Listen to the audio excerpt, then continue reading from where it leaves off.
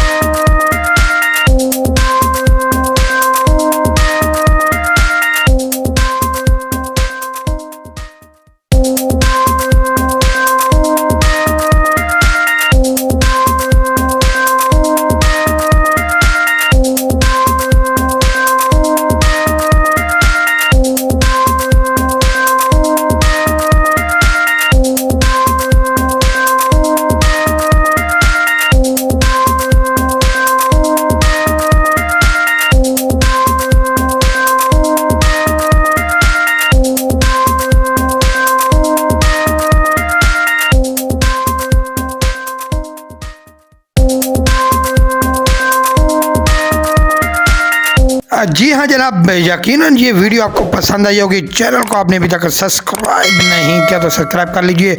इंशाल्लाह अगली वीडियो में फिर मुलाकात होगी। अपना ख्याल रखिएगा। ओके जी, अल्लाह हाफ़िज़। पाकिस्तान जिंदाबाद।